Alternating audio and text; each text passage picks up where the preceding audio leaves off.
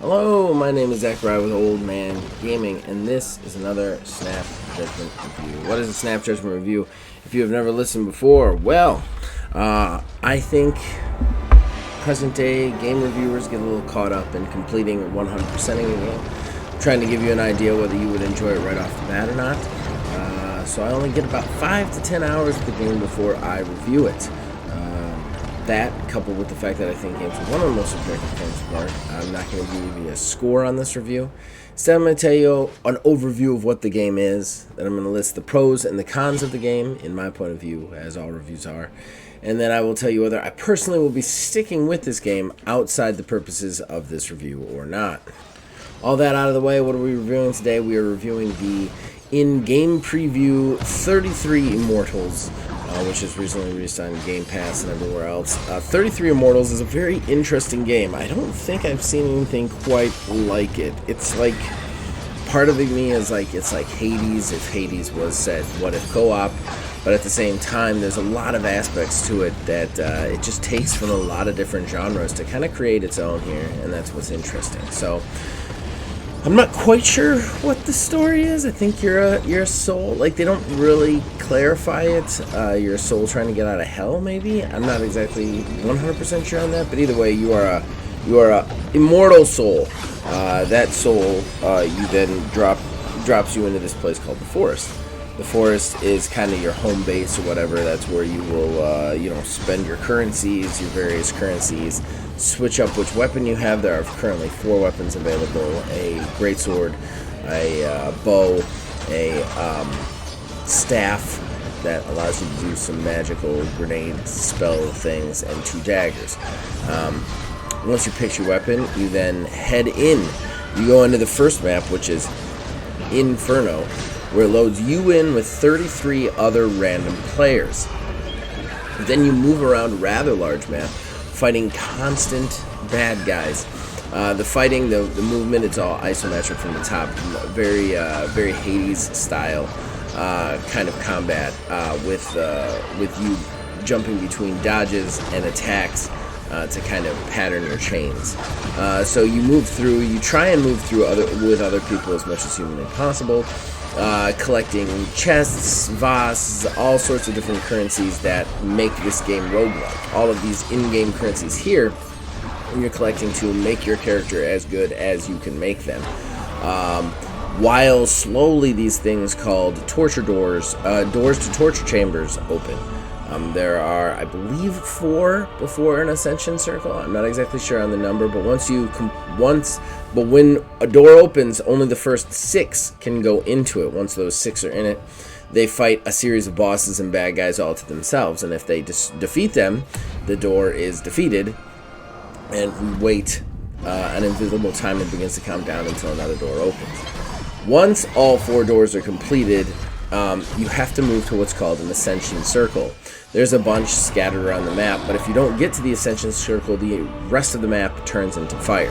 The ascension circle spawns tons of bad guys while slowly shrinking while the fire outside it grows, kind of almost bringing in some battle royale elements and making this huge giant rumble right into the middle of the ascension circle. If you're able to defeat all the bad guys before the ascension circle closes in, or before you die to the bad guys taking you out, you then proceed to a boss phase, which is one of the craziest things I have ever seen. These bosses have 10 health bars that slowly whittle down, and attacks that can just wipe out everybody on the screen, and all of the people, including in up to 33 characters, can take on this boss. And honestly, you might need all of them to get through it, because these bosses are tough.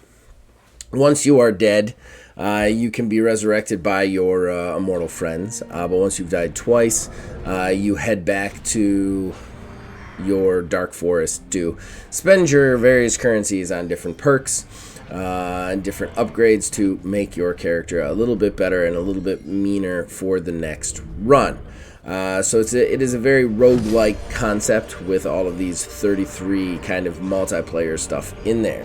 There's definitely some ups and downs to it, but I did find the loop very exhilarating and interesting. But let's go ahead and get into it. What did I like about it? What are the pros of this one? Well, I do want to say the combat is really fluid. I didn't notice a lot of bugs. For a game preview, I didn't notice a lot of the stuff that I come to expect from early access games. The combat is very fluid, very, very well done. I feel like the early access here is not necessarily that the game itself isn't finished, but that they just haven't finished adding all the content to it they want. It works very well, and I found the combat very receptive, though I do have a couple of problems that we'll talk about later. But yeah, my next pro is its uniqueness. It was an extremely unique game and a unique idea. It takes little things from every other genre, you know, your roguelites, your battle royales, your co-op multiplayer shooters even have some kind of like influence here. There was definitely moments where I was like, this is kind of like Destiny here. I thought that as a concept it's very interesting and different, and that is a pro for me. My final pro will be the boss fights. I've only managed to get to the boss once, but man, that was a lot of fun. And I died, and I don't think we got anywhere near beating it. But just the fact that the boss fights are basically like, even if you've got 33 guys there, it's going to be like a half an hour to 40 minutes. I've never quite experienced a boss fight like this, and it was very enjoyable. Alright, so let's go to the cons. Let's go to the negatives. My biggest negative with this game is they put this aspect on teamwork here, right? There's 33 of you, you got to work together to survive, but nobody stays with anybody. And if you try and collect things too long, you immediately lose track of your party or your team. On the overall world map, like if you click the world map, you can see a lot of things that you've located, but you can't see where the other players are. So if you fall behind, you really fall behind. Being alone in this game will get you killed. I think that, like, it's one of my biggest issues is I can't see where the other players are to even catch up to them, and I get lost and alone and die. And honestly, when I'm working with other players, the game fires on all cylinders for me. But the minute you lose them, and you can party up with your friends, take your friends in, and that will probably help quite a bit, because you only really need like three, maybe 4 players to stay with you to really make it worthwhile. But when you're alone, the game's fun kind of takes a dip, and there are no real like mechanisms for finding groups of other players to like run into. And the map's pretty big, pretty big, so it's pretty easy to lose track of the big groups that are running around killing things and doing stuff. And if you do, then you're just alone, and that's frustrating. That's frustrating and kind of annoying. I didn't like that part of it. Honestly, most of my deaths come from me ending up fighting something alone that if I was with a bunch of other players, I'd be fine. And but I don't want to not fight it because I need the resources to tackle the boss and to tackle the stuff later. So I wish there was some way, even if they just gave you a pointer on your map as to where the nearest player is, some way to like catch up to a player would be really appreciative, just because the game is so heavily reliant on co-op. And something that I didn't just define in the overall view that I'll explain here, just to give you more of an idea. Your special ability, each of the weapons has its own special ability. That special ability can only be activated if you have at least one other, or usually 2 other players with you. The way it happens is you press and hold the button, and then like little spots appear on the map, and you stay in that spot, and then 2 others have to run to the other spot and click a button to activate the power. So if you are alone, you literally cannot do your special power, and that is a killer. It's a killer in my opinion. I just think for a game that's so heavily reliant on co-op, and not only just co-op, but co-op with random people, I would think that they would make it a little bit easier for us to find those random people once we were on this big, giant, confusing map. Especially with the movement being as fast as it is, you can spend just a couple of extra seconds too long in a menu upgrading one of your abilities, and they're gone. And then how do you find them? You don't.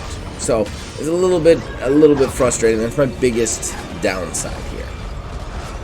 Alright, so whether or not I'm going to stick with this, I think I will stick with this a little bit. I'm definitely going to dabble in this one.